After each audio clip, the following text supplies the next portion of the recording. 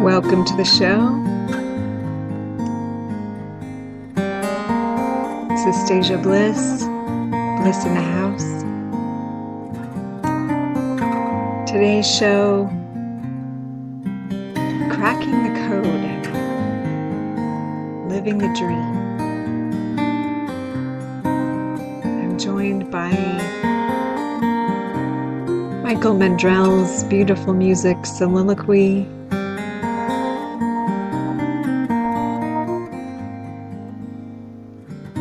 Just ask you to breathe in with me here.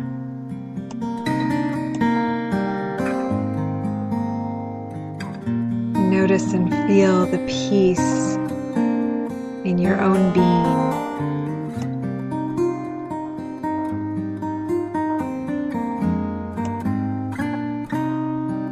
Tune into the way that you're feeling right in this moment today.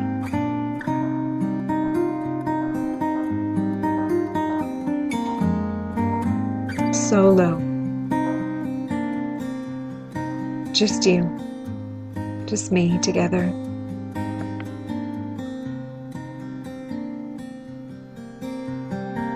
And as you tune into self, in a way, it's kind of like the self is like a mystery. I mean, in a huge way, right? The self is a huge mystery. And we get to decode, discover. We get to crack the code of our own being, of our own authenticity.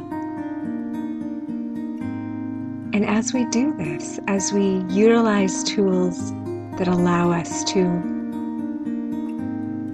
decode the mystery just a bit, leaving some intact there for pleasure.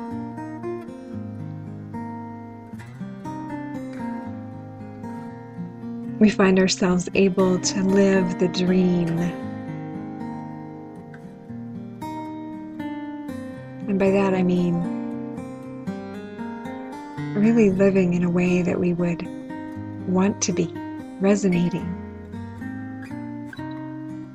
in the depths of our being with our very existence. So as I tune out Michael Mandrell's music, which you can find on michaelmandrell.com, and tune up and into this present moment, I want to share with you today some treasures, some gifts, some decoding tools that I have happened upon that in a very short period of time have assisted me tremendously and many other people. So today I'm going to just allow this time here on the show to be an introduction to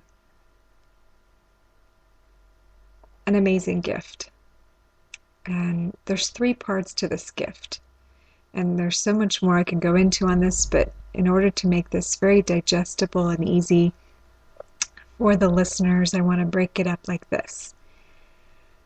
The 3 steps of cracking the code and living the dream in the way that I'm following it these days. Step number 1 is crucial and all important, and probably the most powerful part of the 3 steps, but often overlooked by many. And in order that I would not overlook it, recognizing the importance for me, I had this beginning part tattooed on my upper right arm. And that is the attitudes of ascension, the most important prayer-like attitudes to have, to remember and give gratitude, love, and praise to the Most High. And that's step number 1. to be grateful and to give praise and love, to already acknowledge the success in the process that is being approached. As we do steps 2 and 3 repeatedly and eventually wholly and completely, to unravel, release, peel away, deprogram, unmesh ourselves from the karmic imprinting and negative patterning and generational stuckness, inherited patterns, and then to unleash and unlock and upgrade and install and reveal and allow our greatest potentiality as humans and beyond. So step number 1 is the prayer, the praise, the gratitude and giving thanks, an acknowledgement of a source and a creator larger than what we can hold in this body form. So I begin today with that thanks, with that gratitude in my heart. And before sharing all of the details of this practice with you, I acknowledge the creator, the source of my existence, the source of all. And I give so much thanks and so much praise and love for the miracle of manifestation, all its highs and lows. And in this moment, preceding the words coming forth for this particular talk, I give thanks for all those who receive with an open heart, who find the truth resonating within them and take the steps necessary to go forth and join me in this path of cracking the code and living the dream. So step number 2, as I mentioned briefly, is about clearing and releasing. It's about peeling away that which blocks us from expressing the truth of who we are. And recently I've been trained, some of you know this already, in the practice of the emotion code. And I'm playing with this word code today because it's become so much more to me than just this practice, though this practice has certainly launched all the other practices that are engaged currently.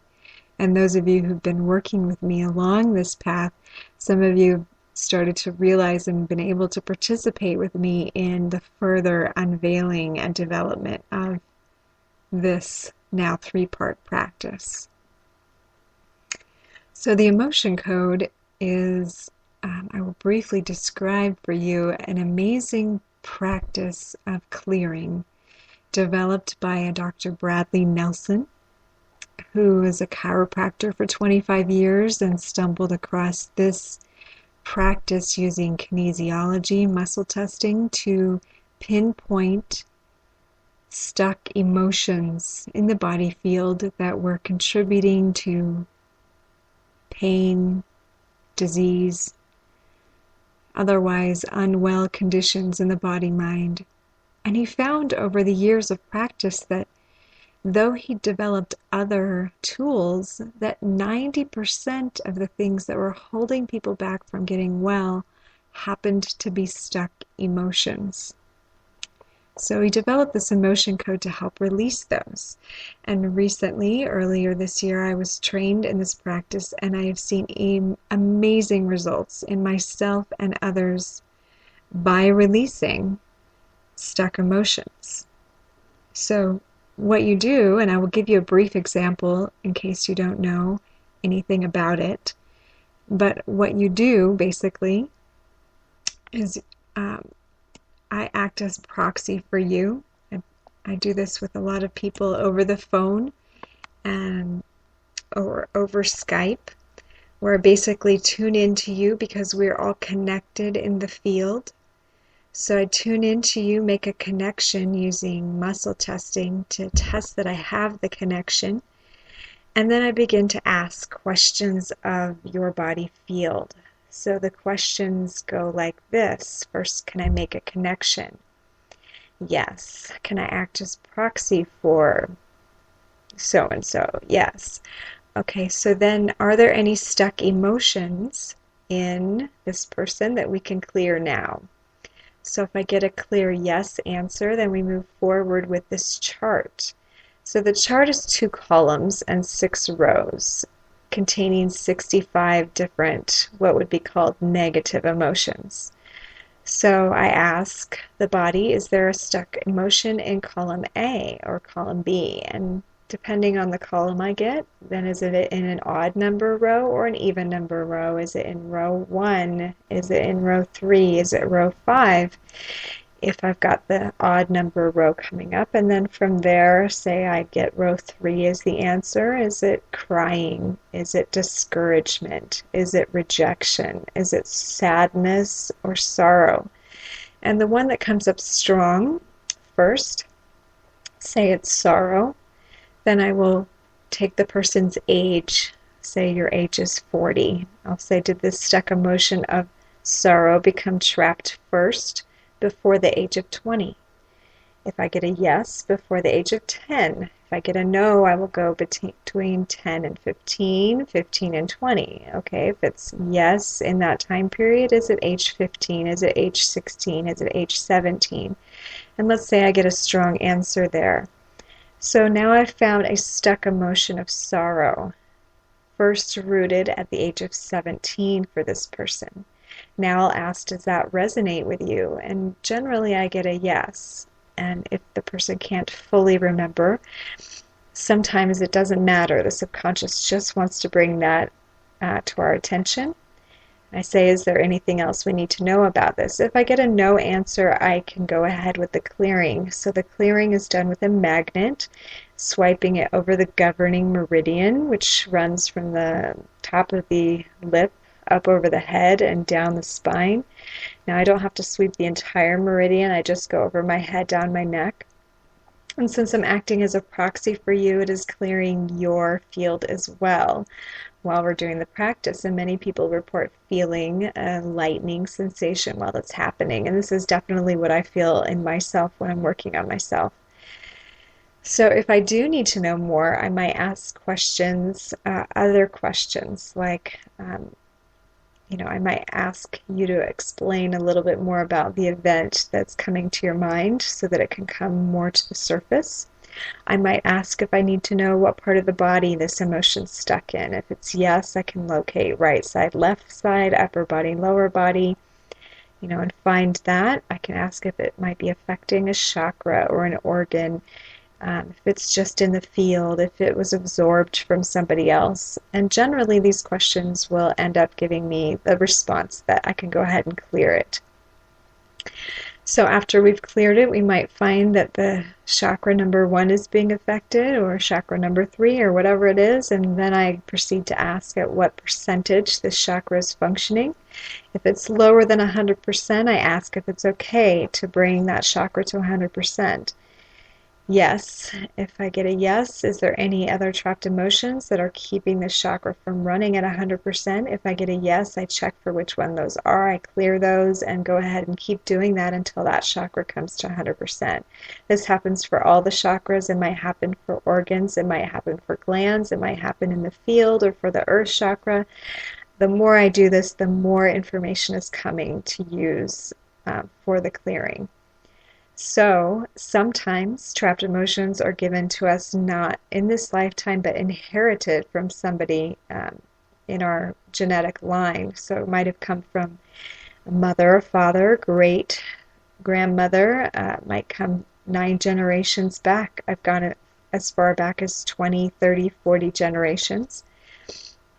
And when that clearing takes place, I don't just swipe 3 times of the magnet, it's 10 swipes. And a lot of times I actually feel the presence of those deceased people congregating around me during the clearing process. So it's really very cool. And I've had people tell me after we clear ancestral stuff, if there are any living relatives, like a mother or a grandmother, that we have cleared for, because it also clears up the generational line. I have many people tell me that their mother acts different or their grandmother is acting different after an emotional outburst of sorts, which is generally the clearing process. And I've experienced this myself as well, that when a clearing takes place through the inherited line, that still a live person will feel change also and sometimes react to that. So this has become an amazing journey of clearing. But as I've been doing the clearing with certain people, the question has been brought up, and also in my own self, okay, so what happens after the clearing? After we do all this clearing and this paper full of emotions, after this is done and we've cleared that, then do we have everything we need? Are we able to fully express our authenticity? Because there's another layer too, the heart wall. Oftentimes we build layers of emotions around the heart and create what's called a heart wall. So much of the release process is about taking down that heart wall. And yes, oftentimes this is all that is necessary for many people to start living in their truth. But I'm also finding that the third part of this is actually an upgrade or an activation part. So I've started to develop with some of my sisters who are also doing this work a couple of new charts that we have been devising in order to ask the body, since we're already doing the muscle testing, if there are any positive emotions that want to take the place of that negative, or any gifts that are wanting to come forward or be enhanced.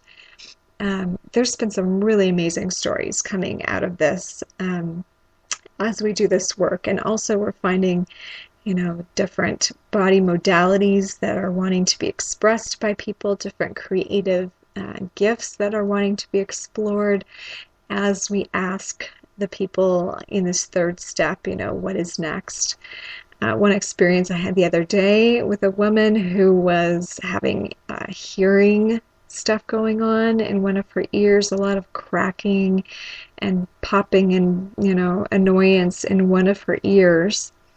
We went back and found a generational block from 2 generations back from, and it actually took a minute to find it because it was an emotion that had a discordant energy attached to it, which had a stuck emotion that was inherited from her grandfather. And the emotion was feeling forlorn. And when I asked about that, she said that the grandfather's wife had passed very young. And when we explored that a little bit deeper, we realized that that grandmother had had a hearing problem, a deafness in that ear. And it was the ear, when I was asking what gifts wanted to come in as we were moving those, it was clairaudience. That her body was wanting to develop a deeper sense of hearing beyond the normal capabilities of hearing. And to me, this is spectacular. This is awesome as we start to tune in and tap into what our bodies are wanting to say, that a lot of these issues that are coming up, these aren't problems. These are blessings that are wanting to come up, and we are being asked to uncover them. So part of this 3-part process here is, yes, getting the gratitude and praise, plug that in. That makes everything run better. Peel the layers of the onion, get those stuck emotions away. And then thirdly, activate our deepest potentialities, upgrade the system. This can go as far as we're going to upgrade the DNA. We're going to find out which helixes want to be activated. We are going to activate dormant areas of the brain. We are going to replace old chakra system with new chakra system and start getting the body running on free energy from source. I mean, this is like a limitless work, really. So I invite you, if you're resonating with this work, to please get in touch with me. This work can be done over the phone, over Skype. I can do it on a chat box. It doesn't have to be something that we talk through. You can simply be writing me messages back and forth. And at this time, I'm feeling so very drawn that this is the work that I am to do, to prepare people to be living their authentic truth. And this is the personal practice, okay? This is the one-on-one stuff. The next layer of this is really starting to talk to groups about this and to start challenging one another in a group atmosphere, because I absolutely love speaking to groups. I absolutely love having a group of people together, having an experience together. And this started for me back when I was teaching yoga, really enjoying bringing people through an experience together in their bodies. But as this has gone forward and I'm integrating this clearing and activation process, I'm realizing so much of this can happen in a group setting where we start working through some of this stuff together and the wholeness. And then beyond that, start to move into a place where we are activating our gifts. We are using them. We are seeing how that feels to embody a bigger version of ourselves. So I'm available right now in the Salt Lake City area for speaking. I have a speaking engagement next Tuesday evening. There's still a few more slots available for that. If anyone is interested, that's March the 31st in the evening. Otherwise, I'm open for going around and speaking in other places. I am very interested in sharing this message, and more importantly, to meet each one of you and look into your eyes and see that other aspect of me that is you, and breathe into my heart space with gratitude to meet and share space with all the different manifestations of the divine that are here on the planet now, and that includes each one of you. So in this moment, if you can breathe into your heart space and recognize the three parts that really we all have, and we might do in different ways. This is the way that I'm being called to do it. But that there is an acknowledgement and a gratitude and a praise even before the process happens, to give thanks that it is already so. And that in that knowing, it activates the higher truth and the reality where it is already so.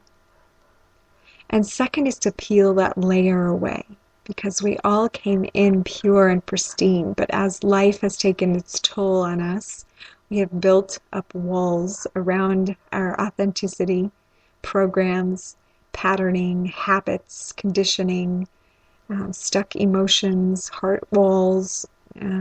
All of these things are crowding out the light that is wishing to shine forth. And I had a very profound vision about this at the beginning of studying this work, and that was one of the main reasons why people die, why they leave their bodies, is because they are being literally suffocated with all these negative emotions and karmic patterning that over time stifles and suffocates their life force. And the best choice is to step out of them until you know the choice of releasing them. So I felt this very vividly in my own being, that if I did not release all these stuck emotions and negative patterns, that they were starting to stifle my life force energy and create a great amount of tension and shell around my truth. And I felt this aged and wrinkled woman shriveling up like a prune inside at this. And this was a very vivid and visceral experience. And I felt my truth, my light, say, no. This time I shed those things. This time I step out of the shell. peel those things away and activate my potentialities, embody them in form, and step forward as an empowered human. So I'm here to do that. I'm here to facilitate and assist you in that, if that is your desire and calling. So if you go to my website, it is in constant transformation as I'm really honing in on my truth. But blissinthehouse.com is the website. I've got some information there about the emotion code. You can set an appointment with me.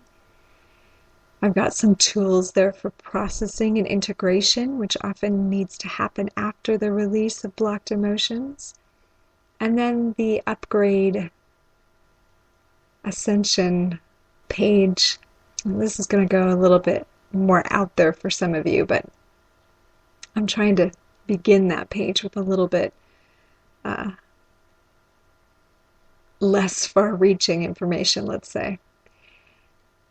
But literally, I mean, I've been reading a lot of books and studying a lot of materials on upgrading the DNA, upgrading the chakras, upgrading the system, and I'm starting to realize and recognize and experience for myself that as we upgrade the system, as I'm, have shed so much around my field, that really there is this deep activation that wants to take place. And so that is the next part.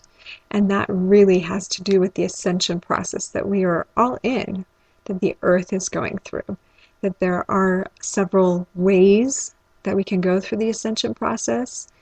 And, we're all going through it, whether we die and resurrect in the body and, come back again or step back on the earth in new form. That's definitely one way that's very familiar to our understanding. The second way of a more like a basic ascension package, if you will. Many people are speaking of this and preparing their bodies for this by eating high vibratory foods and water and their meditation practices and so forth. But eventually, because of the way that the body works with the mitochondria still processing food into fuel, that eventually, you're still eating high vibratory food. There's going to be a shift in the ascension as your vibration gets to a certain point to step right into your light body, and it will still be a shedding of the physical, like in the death process, though it will be more like an instantaneous thing, is what I'm feeling. Then there's a third way, which I feel like I have known my entire life to be a way, and that harmonizes and resonates with me, and that is to actually bring the light into your physical and transform the physical in such a way that you can keep the body vehicle to walk around in the different dimensionalities with. So in order to do this, the body must change. It must change. I'm just going to put it that way. And you can read more about this on my website, but I'm going to simply say that, this changes with our intention. This changes with our belief, with after we've shed so much around us and we become more in tune with the truth of who we are, we begin to know the origin of our becoming, and we begin to be able to talk to the body. As we do this body talk stuff, you start to recognize that your body does hear you, that you can tell your body what to do to make certain upgrades, and that we start converting the way we get energy, and we change that to be the efficient source of, directly from the source. This is something I started to get downloads on when I was writing about and practicing sun gazing, and it's not been as often as I'm here in this cloudy place, but as I get myself back down to the sunshine again and practice that, I know that will align with what I'm talking about, but starting to get energy from the source. And then again, this aligns with other teachings that food is then becomes for our enjoyment, for our pleasure. One of the reasons that we are in bodies is to have joy, to enjoy ourselves, to enjoy the experience of sensuality, touch, interaction, relationship, and we become less dependent on the physical things for our vitality, because we actually aren't physical in origin. We are actually divine beings. We are actually the one life. We are divine God, goddess beings. So as we tune in and tap into that realization, the physical dimension of density that we are walking around in really becomes a joyful place that we are here to explore and discover and relate and experience and, uncover the mysteries, but not be pulled down by them, not be killed off by them, not be squashed and decayed by them, but rather inspired and curious and awestricken and, orgasmically awakened into the truth of who we are.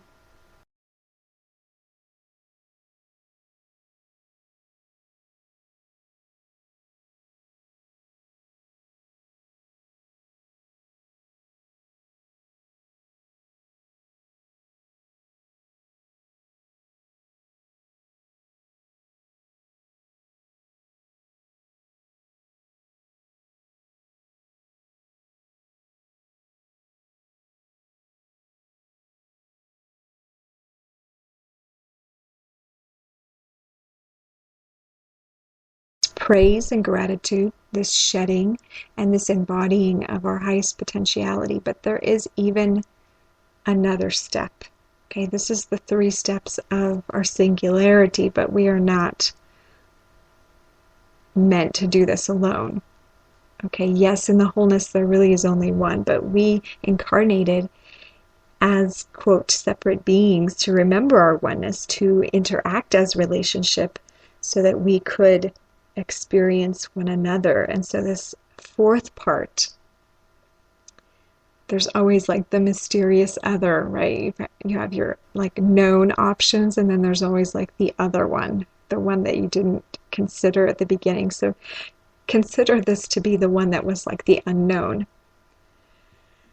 So this is the idea, the concept of the relationship, and specifically of the masculine feminine. And the insight here is the question has been going on, what is the purpose of masculine? What is the purpose of feminine? What is their interrelationship? How do they interact? How do they understand one another? What is the way to have a divine and elevated partnership? How to do this? How to attract this? How to remain in this?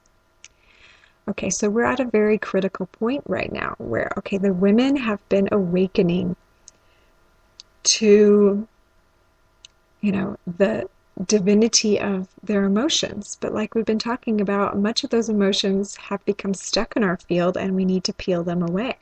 So yes, feeling them is good. Holding on to them is something we need to let go of. So as we learn that, and we learn that divine is speaking to us through kind of like the chaos of our beings, if you will, that we are bringing in information. And the reason that the feminine is able to bring in the information and the downloads and connect to source as she is because she's made as the vessel to receive. She is made to receive and be penetrated by life, by the masculine, by spirit, by, the child that's growing in her body. There's this whole idea that she's a membrane that's penetrated, that's filled up with information. That information of creativity is brought into her, and she then is able to birth that with the assistance of the masculine who helps to seed that idea. So the flip side of this Okay, and the important part of that really is that the feminine has been programmed, trained, created to surrender to that penetration, to allow that to happen. She is the allower. She is very skilled in the art of surrender. Even to engage in the sexual act, a woman must surrender. So, it's another reason why women and gay men get along so well. They're both geared and trained in the art of surrender of their bodies, and therefore that tunes them into a certain vibration and field that is, it is the feminine, it is the unknown, it is the allower, it is that space of the mystery. I don't know what's going to happen. I'm open to it. I'm going to see. And the masculine is different. The masculine is very one-pointed, very focused, very sharp in its awareness, and moves forward and into, and is not generally penetrated, is generally the one who penetrates. So in this process of shifting, as we evolve consciousness, and masculine is really attempting to evolve himself into a place that's more evolved. And, the more evolved man is learning to surrender as well, to be penetrated by the divine will, by spirit. And that oftentimes, and this is, I believe, why the woman was the teacher in the tantric arts, because she knows the surrender and must train the masculine to surrender. And so there must be a mutual trust. The trust has not been there. And as I've been doing this emotion code work and upgrading work and working for the all, this has come up, that there's been this mistrust between the genders.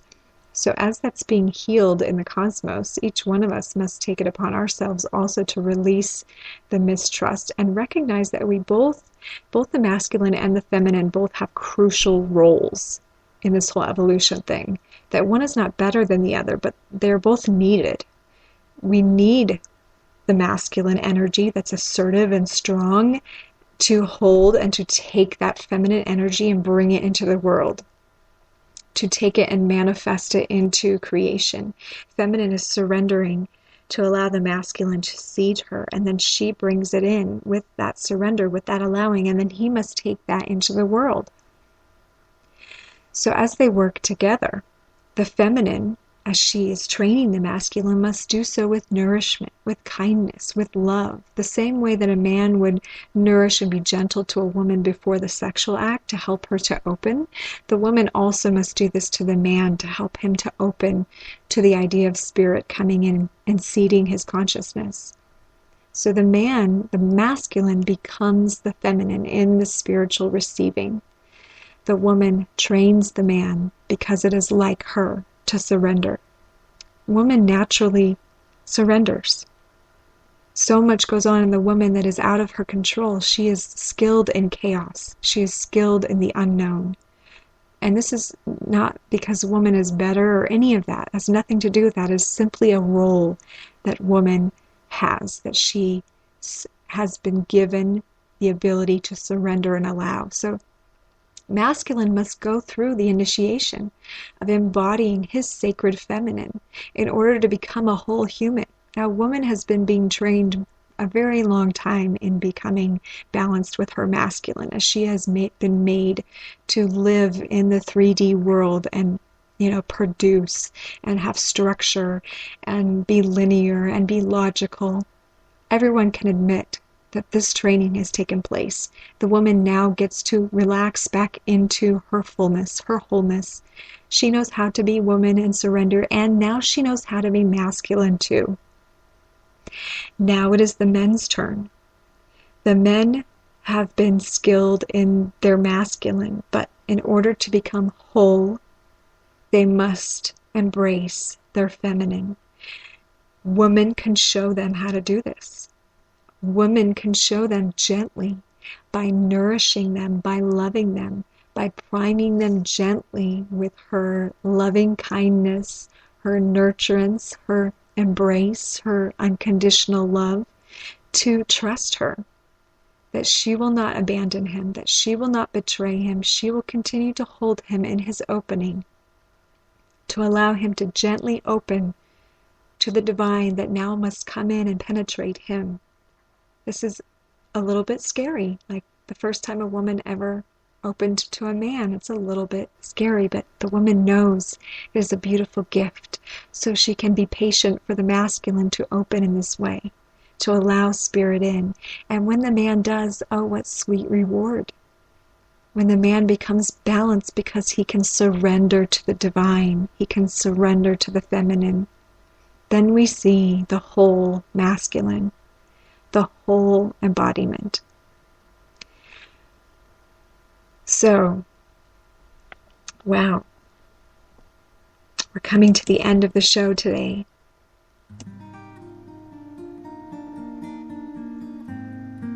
So much cracking of the code. And I wrap the whole thing up in this gratitude, love, and praise. Because that is really, truly the cornerstone, the end caps, the capstone, the keystone. In gratitude, in love, and praise, we release those negative emotions, but they have been blessings. So we thank them. We thank the divine for those gifts. And we release them.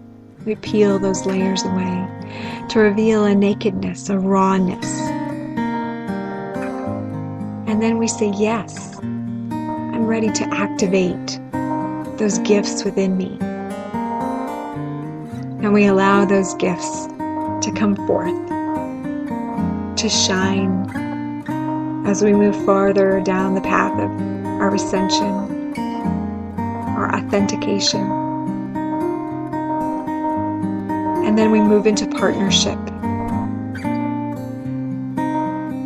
And before that partnership is a sealed deal, it is a dance. It is a dance of trust. So if you find yourself somewhere in the spectrum with another who's dancing with you at one level or another, try not to abandon that mission. See it through.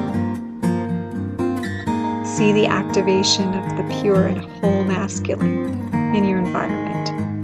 If you are the woman, embody your true woman self and nourish, soothe, give. And if you are the masculine, learn the art of surrender. And both learn to trust.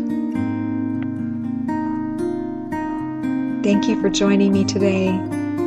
There's so much more we could say, but we don't have time here. You can contact me, blissinthehouse.com. Take care of yourself. By doing that, you take care of all of life. I give thanks and praise to the source of all.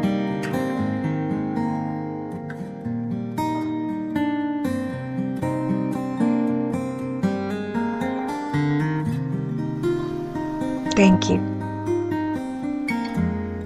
Thank you.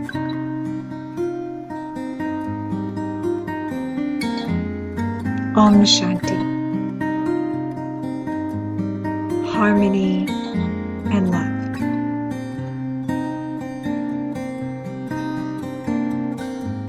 This is Stasia Bliss. We'll see you next time.